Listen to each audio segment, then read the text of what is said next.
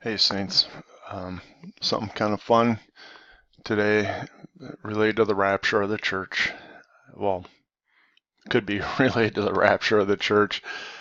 So I got a heads up about this video from Midnight Hour Oil. Her name is Melissa, and of course, come watch the video. She had been posting some stuff, and a person commented on one of her videos that there was a difference in the way Rosh Hashanah worked in a Jubilee year. And they linked this article down here from BibleArchaeology.org. And I'll just click over to it. I'll have these two links down below.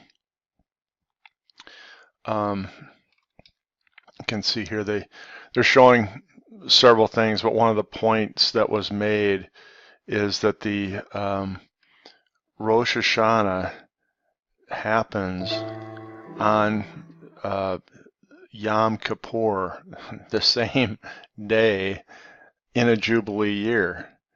And what I like about this is it just isn't one of those speculations. So this comes from the Bible here, and of course I chased that down.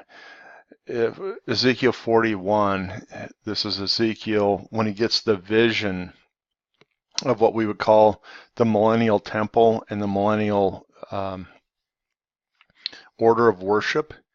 But this is right at the beginning of it. It says, in the 25th year of our captivity, so they're in Babylon, in the beginning of the year,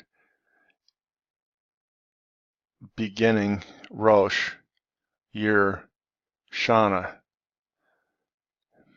in the 10th day of the month, on the 14th of the year, city was smitten. So 10th day of the month at the beginning of the non-religious year is actually Yom Kippur.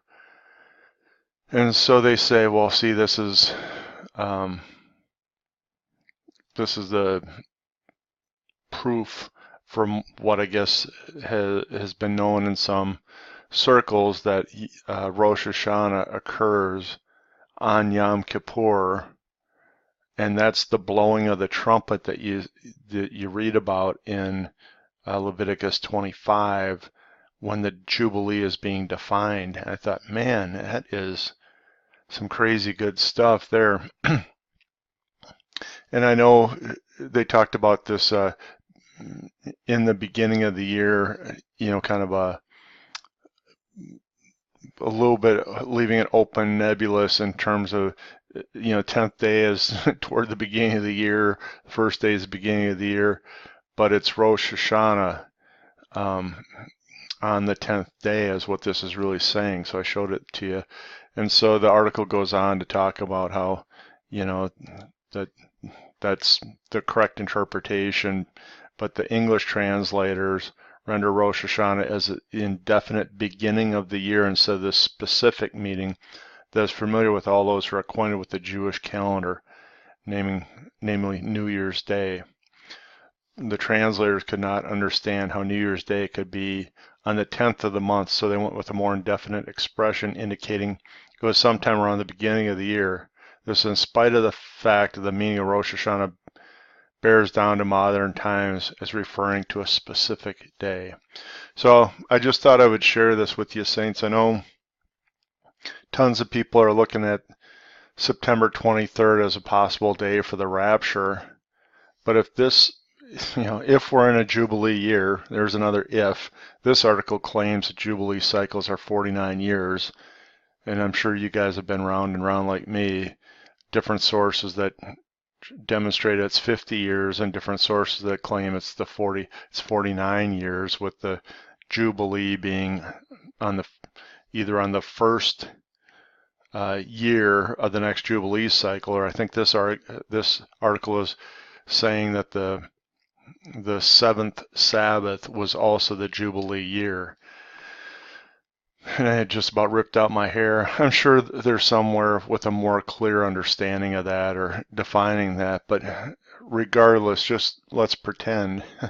that that this coming Rosh Hashanah is on Yom Kippur because it is going to be the Jubilee year. Let's just pretend that.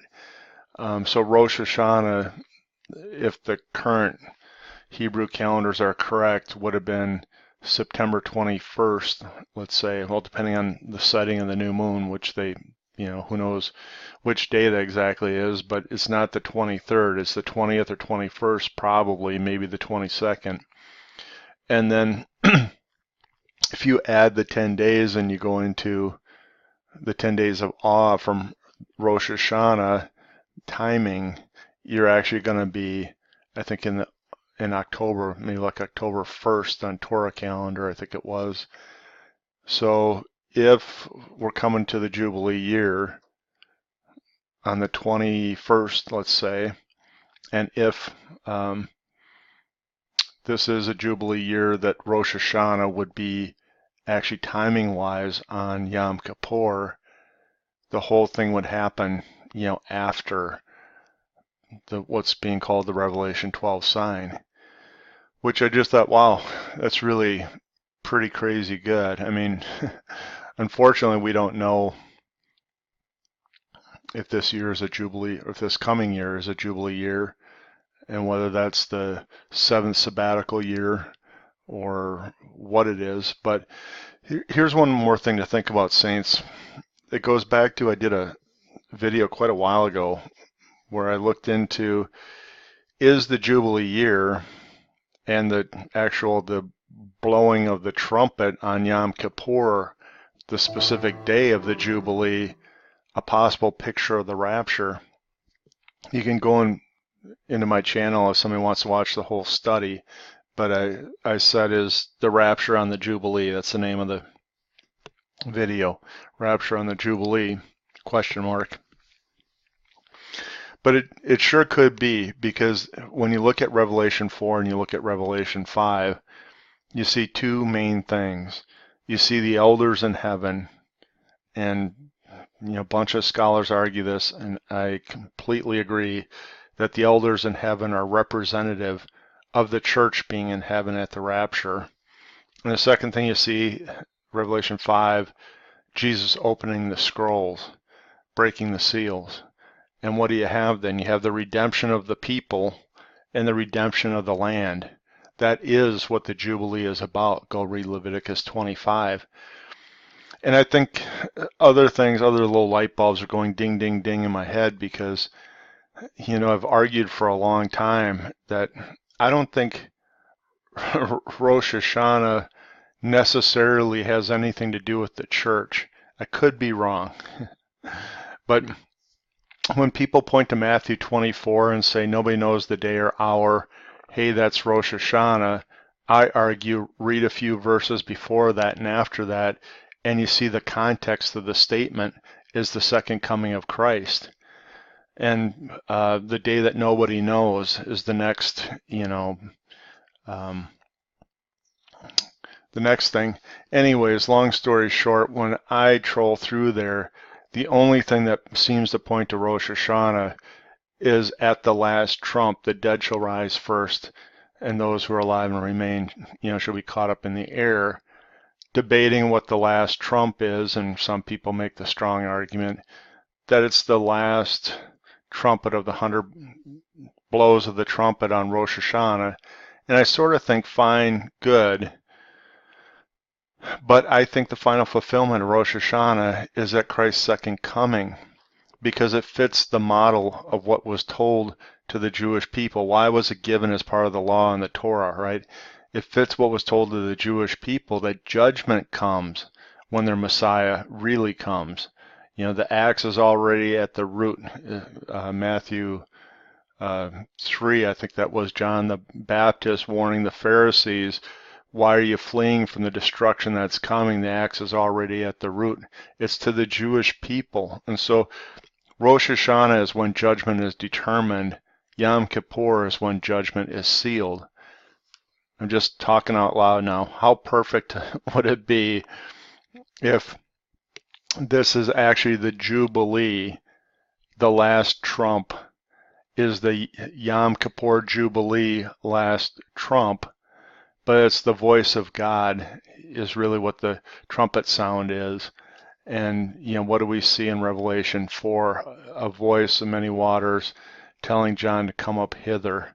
I just think that would be so dynamite because Revelation 4 could be picturing the Jubilee.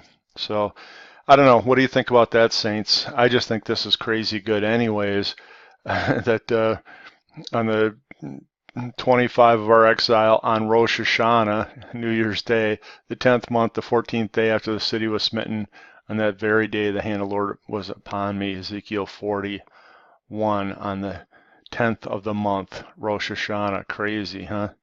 I like it. Leave me notes below. God bless you, Saints.